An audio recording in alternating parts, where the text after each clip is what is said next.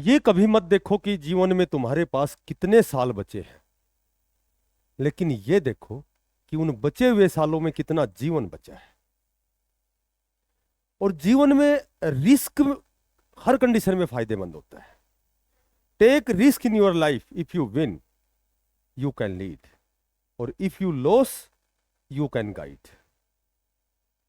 Nelson Mandela ने एक बात कही है, साउथ अफ्रीका के जो राष्ट्रपति थे, प्रथम ऐश्वेत जो राष्ट्रपति थे, उन्होंने कहा है कि मैं जीवन में कभी असफल नहीं होता, या तो मैं जीतता हूं और या मैं सीखता हूं। वो कहते हैं कि तेरे गिरने में तेरी हार नहीं, तो इंसान है अवतार नहीं। गिर उठ चल दौड़ और भाग, तू कई बार गिरेगा लेकिन हर बार नहीं। Arise, awake, stop not till the goal is reached.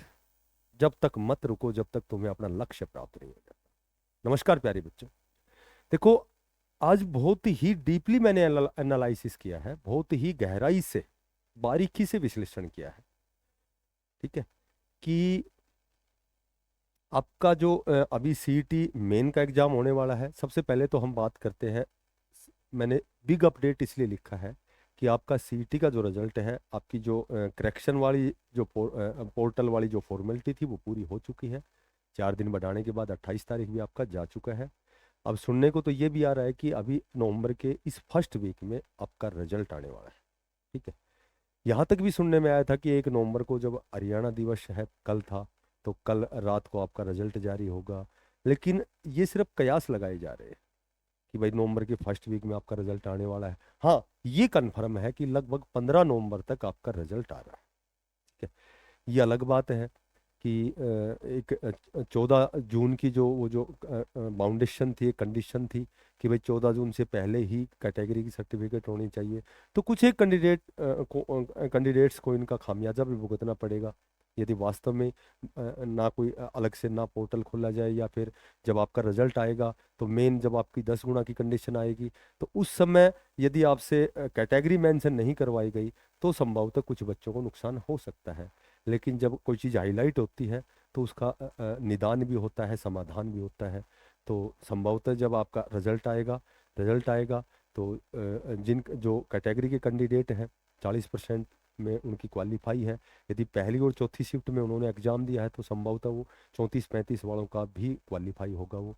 ठीक है, क्योंकि जब 10 गुना की कंडीशन होती है तो पिछली बार भी फॉर्म भरवाए गए थे, पिछली बार भी कैटेगरी मेंशन करवाई गई थी, तो अब की बार भी मैक्सिमम पॉसिबिलिटी है कि आपका रिजल्ट आएगा। और 10 गुना जब मेन एग्जाम में जब आपको कॉलिंग की जाएगी तो उससे पहले आपसे एक फॉर्म भरवाया जाएगा। फॉर्म भरवाने के बाद ही आपकी जो 10 गुना की कंडीशन है वो पूरी होगी। और फॉर्म में सारी जितनी भी फॉर्मेलिटीज होती हैं आपकी, जो भी जहाँ आपकी त्रुटियां हैं, आपकी कैटेगरी मेंशन नहीं है, ठीक है, तो इस तरह की चीज़ें होंगी। ठीक, अब बात करते हैं देखो नॉर्मलाइजेशन की। तो नॉर्मलाइजेशन जहाँ तक चर्चा का विषय है कि भाई कहाँ कितने नंबर किस में कम होंगे, किस में ज़्यादा होंगे। ठीक है, जबकि ऑलरेडी पहले इस पर केस भी चला था, केस खारिज भी हो गया है। और कोर्ट ने ये भी कहा है कि भाई जब तक रिजल्ट नहीं आएगा तब तक बच्चों को कहा था, जो पेटिशनर बने थे, कि भाई आप कैसे कह सकते हैं कि इसमें नॉर्मलाइजेशन क्या हुआ है, कैसे हुआ है भाई, उसके बाद ही आप इस विषय पर बातें कर सकते हो। तो रिजल्ट से पहले तो हम इस केस को लंबा नहीं खींच सकते कि भाई पता नहीं HSSC आयोग द्वारा नॉर्मलाइजेशन कौन सी तरीका लगाया जाएगा, 2022 वाला लगाया जाएगा। हालांकि उन्होंने 2022 का कमिटमेंट किया है। तो अब हम सीधा पॉइंट पे आते हैं। देखो पहली शिफ्ट और चौथी शिफ्ट, ठीक है, जहाँ तक मैं आपको एनालिसिस की बात करूँ, विश्लेषण की बात करूँ, तो मैंने पहले भी आपको बताया था कि पहली जो आपकी शिफ्ट है उसमें आपके 7 से 8 नंबर बढ़ेंगे बहुत जल्दी। जब आपका रिजल्ट आएगा आप खुद देखेंगे कि पहली शिफ्ट के जो बच्चे हैं उनका जब एवरेज निकालने के बाद जो जो नॉर्मलाइजेशन प्रक्रिया होगी उसमें पहली शिफ्ट में 7 से 8 नंबर बढ़ेंगे।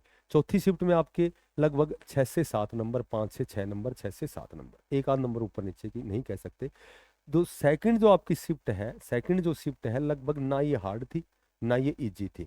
तो इसमें भी आपको 1 से 2 नंबर का फायदा हो सकता है, जहां तक मैं समझता हूं, जहां तक मेरा अध्ययन है, जहां तक मेरी जानकारी है। यहाँ जो तीसरी शिफ्ट है जो सरल मानी जाती है, वास्तव में ही सरल मानी जाती है इन तीनों की बजाय, यानी कि पहली और चौथी शिफ्ट तो सरल थी क्योंकि इसमें इन दोनों में लेंथी क्वेश्चन थे, इसमें नहीं थे। तो जहां तक जानकारी है, यहाँ आपके 2 से 3 नंबर डिडक्ट हो सकते हैं, यानी कि कट सकते हैं। हो सकता है एज इट इज आपके जो मार्क्स हैं वो कंसीडर कर लिए जाएं, लेकिन जहां तक नॉर्मलाइजेशन की बात करते हैं तो 2 से 3 नंबर आपके डिडक्ट हो सकते हैं। ठीक है, जहां तक, क्योंकि आए दिन यही चर्चाएं चलती हैं, यही बातें चलती हैं, इन्हीं बातों पर मंथन विचार विमर्श जो भी लगातार जो चलते हैं। तो जहां तक जानकारी निकल के आती है कि तीसरी शिफ्ट इन तीनों पे शिफ्टों से कमजोर, थोड़ी सी आसान थी। ये थोड़ा सा वन लाइनर क्वेश्चन थे, इसमें थोड़े से लेंथी क्वेश्चन थे, तो 2 से 3 नंबर आपके डिडक्ट हो सकते हैं। ठीक है, तो ये आपका रिजल्ट बताएगा। बाकी जहाँ तक जानकारी है आपका यही होने वाला है। अब मैं कहूँ कि 100% यही होगा, तो ऐसा कोई नहीं कह सकता कि कितना क्या होने वाला है, लेकिन ये हमारा कयास लगा सकते हैं हम इस चीज़ तक पहुंच सकते हैं। अब देखो, सबसे पहले जब हम बात करते हैं तो वो टेक्निकल ग्रुप की बात करते हैं। टेक्निकल है, टेक्निकल में सारे कौन कौन सी पोस्ट हो गई, एलएम ऐसे हो गया, ठीक है, फायर वाला हो गया टेक्निकल में आपका जेई वाला हो गया, टेक्निकल में आपका स्टाफ नर्स भी कह सकते हो, ठीक है, कॉमर्स ग्रुप भी कह सकते हो। तो ये जितने भी टेक्निकल के हैं, इसमें जर्नल में जिसके 55 नंबर बनते हैं 100 में से, ठीक है, 55 नंबर बनते हैं, 55 प्लस तो फिर तो और भी अच्छी बात है कि भाई 56 57 हो, लेकिन 55 नंबर तक जनरल वाला 10 गुना में क्वालिफाई करेगा। और बाकी किसी भी कैटेगरी का जो कैंडिडेट है, यदि यदि वो क्वालिफाई है तो वो 10 गुना की कंडीशन को पूरी करेगा। ये आप देख लेंगे टेक्निकल। और लगभग यहाँ आपकी टेक्निकल की 6,000 के लगभग वैकेंसीज आएंगी ऑल ओवर मिला के, कॉमर्स की, स्टाफ नर्स की, फायर की, एमपीएचडब्ल्यू हो गया, जेई हो गया, ठीक है, उसके बाद में आपका एलएमएस से हो गया। तो लगभग अप्रोक्सीमेटली जहाँ जो एक डाटा चला हुआ है कि भाई किस पोस्ट के लिए किस पद के लिए कितनी वैकेंसीज आएंगी, तो उसी के ऊपर हम बात करेंगे। वो ऑथेंटिक तो है नहीं, ठीक है, ऑथेंटिक तो है नहीं, लेकिन जहाँ तक अनुमान है वो सही है कि लगभग 6,000 वैकेंसी, 6,000 पद आपके रिक्त हैं टेक्निकल में।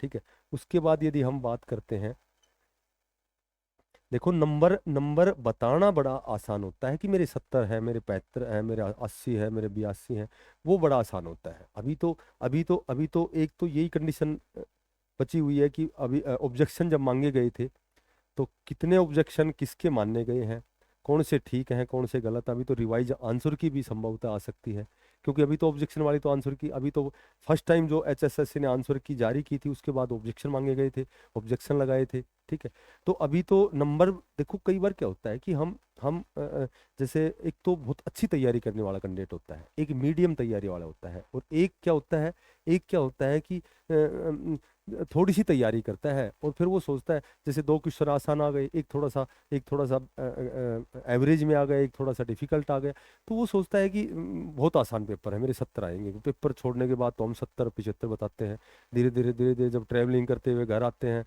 तो 2 4 नंबर वहाँ कम हो जाते हैं, घर आने के बाद 2 4 और कम होते हैं, फिर आंसर की आती है, फिर ऑब्जेक्शन वाली आंसर रिवाइज आंसर की आती है, तो उसके बाद में नंबर आसान नहीं होता कि 70 75 80 नंबर लेने हैं। बताने को तो सभी बताएंगे, मेरे 72 हैं, मेरे 88 हैं, लेकिन वो बाद में पता होता है कि वास्तविकता क्या है।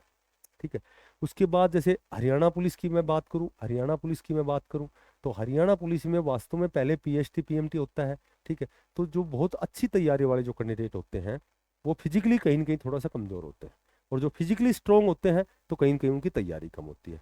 तो हरियाणा पुलिस में पीएचटी पीएमटी के बाद जब आपकी 10, हालांकि जब संशोधन हुआ था तो उसको 10 गुना से तो दूर रखा गया था, क्योंकि पीएचटी पीएमटी के लिए तो पहले आपको जितने भी क्वालिफाई है सभी को मौका मिलता है। उसके बाद 10 गुना, जब 6,000 यदि पोस्ट बताते हैं 6100 6,000 के लगभग, तो जब 60,000 बंदे होंगे तो लगभग लगभग 10 गुना के ही हो गए 60,000 तो। ठीक, और शुरू में जब 15 20 गुना की फिजिकल के लिए बुलाया जाएगा, पीएचटी पीएमटी के लिए बुलाया जाएगा, तो लगभग सारे क्वालिफाई बच्चे होंगे। लेकिन फिर भी यदि आप मान लो तो जर्नल जो है वो लगभग लगभग 54 से 55 जिसके नंबर हैं फिजिकल के बाद, वो 10 गुना में जर्नल के लगभग श्योर एंड सर्टेन वो 10 गुना की कंडीशन को फुलफिल करेंगे। ठीक है, उसके बाद हम बात करें सब इंस्पेक्टर की, तो सब इंस्पेक्टर का भी एक डाटा चला हुआ है। कि sub inspector, Haryana sub inspector की लगभग 430 कितनी वैकेंसीज बताई जाती हैं कि भाई लगभग 430 वैकेंसी आएंगी। अब ये अप्रोक्सीमेटली है सारी चीज़ें, हालांकि जब भी चर्चा करते हैं तो लगभग इतनी वैकेंसी शो होती हैं कि 430 के लगभग आपकी आएंगी। तो जब 430 के लगभग आएंगी तो आपका जो जर्नल जो है पीएचडी पीएमटी के बाद जो जर्नल है, जर्नल लगभग जिसके 57 से 58 क्वेश्चन ठीक है, ठीक है। बाकी बाकी ओबीसी इसमें बहुत ज़्यादा अंतर नहीं होगा, ये भी लगभग 54 से 55 वाले होंगे। और उसके बाद में 50 प्लस वाले जो हैं वो OSC DSC जो कैटेगरियां हैं, ठीक है। तो एसआई सब इंस्पेक्टर की जो भर्ती आएगी पीएचडी पीएमटी के बाद में, हालांकि जिड्डी से थोड़ा सा इनका कम होता है फिजिकली पीएचडी पीएमटी, लेकिन यहाँ बच्चे बहुत अच्छी तैयारी वाले भी होते हैं, तो लगभग ये आपका जो है वो 10 गुना का स्कोर रहेगा, ठीक है। उसके बाद में देखो कट ऑफ जो होती है वो सिलेक्टेड ये नहीं होता, 100% नहीं होती है। उसमें क्या होता है, केवल एक अध्ययन किया जाता है कि कितने बच्चे किस लेवल के, किस हिसाब से कितने एग्जाम में बैठ रहे हैं, नंबर ऑफ कैंडिडेट कितने हैं, पेपर का लेवल कैसा है, तो वो बहुत चीज़ें इसके लिए उत्तरदायी होती हैं। उसके बाद जब हम बात करते हैं कलर की, देखो क्लर्क जो है, क्लर्क की वैकेंसीज बताते हैं कि लगभग 4,500 आपकी वैकेंसीज आएंगी, ठीक है। तो 45,000 कैंडिडेट जो 10 गुना की कंडीशन को पूरी करेंगे। तो यहाँ जो जर्नल है जिसके 63-64 नंबर बन रहे हैं, ठीक है, जिसके 63-64, एक आध ऊपर भी हो सकता है। उसके बाद यदि ओबीसी की हम बात करें तो लगभग 60 से 62 ओबीसी, और उसके बाद में SC OSC DSC जिसको हम कहते हैं, तो लगभग 55 प्लस वाले, 55 से 57 वाले जो हैं, इनकी 10 गुना में कंडीशन ये पूरी करेंगे कलर की, यानी 45,000 में ये कंडीशन पूरी करेंगे। मैंने पहले भी आपको बताया था नंबर बताना आसान है, लेकिन जब स्कोर कार्ड जारी होता है तब पता लगता है कि हमारे नंबर कितने हैं। बताने के तो शुरू में बहुत से ऐसे एग्जाम हैं जब 70 से नीचे कोई बताता नहीं, धीरे धीरे वो 68 पे आता है, फिर धीरे धीरे लास्ट में वो 64 पे आ जाता है जब स्कोर कार्ड उसका जारी होता है। तो बताने को तो कोई कुछ भी बताए, वो अलग बात है। बाकी लगभग इसको हम प्लस करें प्लस करें तो एक आध नंबर ऊपर जा सकती है, हो सकता है 63-64, हो सकता है यहाँ 65 तक चला जाए, तो ये दूसरी बात है, ठीक है। उसके बाद जब हम बात करते हैं कलर के बाद में, जब हम बात करते हैं फिर ये आता है पटवारी, ठीक है। उसके बाद आता है पटवारी, उसके बाद आता है ग्राम सचिव, उसके बाद आता है ग्राम सचिव। तो पटवारी और ग्राम सचिव के लगभग, पटवारी की तो 600 के लगभग वैकेंसीज बताते हैं, ठीक है। ग्राम सचिव, हाँ, इसकी लगभग 550 पर, यानी कि प्लस प्लस कह सकते हैं कि कुछ 10 20 50 ऊपर हो सकती है। तो लगभग अप्रोक्सीमेटली है, इतनी वैकेंसीज बताई जा रही है, जो बार बार एक डाटा घूमता है। तो यहाँ आपको पटवारी या ग्राम सचिव में थोड़ी सी अच्छी अच्छी आपको मेहनत की ज़रूरत है, अच्छे मार्क्स की ज़रूरत है। तो जर्नल में अप्रोक्सीमेटली 70 नंबर के लगभग जिसके नंबर हैं उसका पटवारी 10 गुना में, उसी का ग्राम सचिव में, ठीक है। 70 के लगभग, हो सकता है 68 तक भी आ जाए। ओबीसी की जब हम बात करते हैं तो जो 65 प्लस जिसके नंबर हैं, ठीक है, उसके बाद SC ST की बात करते हैं, OSC DSC की बात करते हैं, तो लगभग 60 प्लस। क्योंकि यहाँ वैकेंसीज कम है, मात्र 6,000 कैंडिडेट हैं, यहाँ लगभग 5500 कैंडिडेट हैं। तो हो सकता है एक आध नंबर नीचे आए जर्नल के, हो सकता है 68 वाला भी उसमें इंक्लूड हो सकता है 10 गुना कंडीशन को पूरी करे। उसके बाद में जब हम बात करते हैं मंडी सुपरवाइजर की, तो मंडी सुपरवाइजर की जब हम बात करते हैं तो मंडी सुपरवाइजर में बताते हैं लगभग 800 के लगभग आपकी वैकेंसीज आएंगी, ठीक है। अब जर्नल की, जर्नल जो है यहाँ 68 से 70 कह सकते हैं हम। उसके बाद में ओबीसी की जब हम बात करते हैं तो लगभग 65 से 67 हो सकता है, ठीक है। और उसके बाद वही SC ST इसकी बात करते हैं तो लगभग 60 से 62 हो सकता है। तो यहाँ यहाँ एक आध नंबर ऊपर भी जा सकता है, क्योंकि बच्चे बहुत लंबे समय से भी तैयारी कर रहे हैं, एक आध नंबर ऊपर भी जा सकता है। लेकिन ये वास्तव में बहुत बारीकी से किया गया विश्लेषण है कि लगभग आपको अप्रोक्सीमेटली में ये की ये कट ऑफ मिलेगी। आपका लगभग 15 नवंबर से पहले पहले रिजल्ट डिक्लेयर हो जाएगा, और उसके बाद आपकी वैकेंसीज आएंगी, और फिर आप अब ये एक्साइज जो इंस्पेक्टर हैं इसकी लगभग 300 के लगभग सीट बताते हैं। अब 300 250 310 300 लगभग जो एक्साइज इंस्पेक्टर की, इसमें लगभग, इसमें जो एक्साइज इंस्पेक्टर है, एक्साइज जो इंस्पेक्टर है लगभग 300 वैकेंसी यदि आती हैं तो जर्नल की 10 गुना के लिए आपको 75 प्लस नंबर चाहिए, ठीक है। ओबीसी के लिए आपको 70 प्लस नंबर चाहिए, और उसके लिए आपको लगभग 65 प्लस नंबर चाहिए एससी एसटी के लिए, ओएससी डीएससी के लिए। ठीक है। तो ये लगभग मोटी मोटी मैंने थोड़ा सा अध्ययन किया था।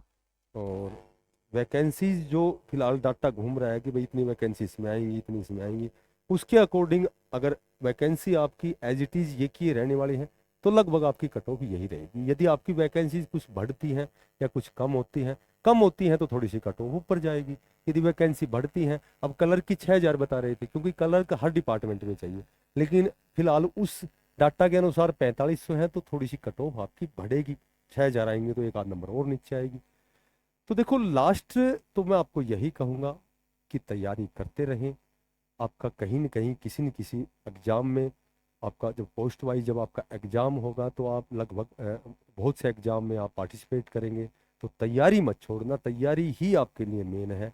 आपका डी ग्रुप का एग्ज़ाम भी, डी ग्रुप का नया सीईटी 2025 के नाम से आपका डी ग्रुप का नया सीईटी होगा। उसमें भी लगभग 10-11-12 हज़ार वैकेंसीज आएंगी, नए बच्चे उसमें शामिल होंगे। तो उसके बाद में अगला सीईटी होगा, और भी बहुत से, दिल्ली पुलिस की अभी लास्ट डेट हुई है। ठीक है, दिल्ली पुलिस की भर्ती है, चंडीगढ़ पुलिस की भी लगभग कितनी 217 कितनी वैकेंसीज अभी आने वाली हैं। उसके बाद एसएससी जीडी की आने वाली है। उसके बाद आरपीएफ हो गया, चंडीगढ़ हो गया। तो बहुत से वेरियस प्रकार के आपके ऐसे संस्थाएं, डिपार्टमेंट हैं जहाँ आपकी बहुत सी वैकेंसीज आई हुई हैं, बहुत सी वैकेंसीज आने वाली हैं। तो तैयारी करते रहें, श्योर एंड सर्टेन आप बहुत जल्दी ही सरकारी तंत्र में जाएंगे। बहुत जल्दी आप इस अपना जो आपका जो लक्ष्य है, आपका जो सपना है, उसे आप साकार करेंगे। आप अपना लक्ष्य को अचीव करेंगे, आप अपने निर्धारित लक्ष्य को गेन करेंगे, उसे प्राप्त करेंगे। वो कहते हैं कि मंजिलें उन्हें मिलती है जिनमें जान होती है, मंजिलें उन्हें मिलती है जिनमें जान होती है, पंखों से कुछ नहीं होता, हौसलों से उड़ान होती है। और कल से हमारी रेगुलर नियमित रूप से 8 बजे सुबह फ्री ऑफ कॉस्ट हमारी क्लास स्टार्ट है। ठीक है, और एक दिन भी मिस नहीं होगा। रेगुलर और नियमित रूप से किया गया अध्ययन हमेशा काम आता है। तो आप सभी बच्चे, सभी साथी सादर आमंत्रित हैं। अपना प्रयास स्टार्ट करें, अपनी तैयारी शुरू करें। सभी बच्चों को बेस्ट ऑफ लक। धन्यवाद। सभी को राम।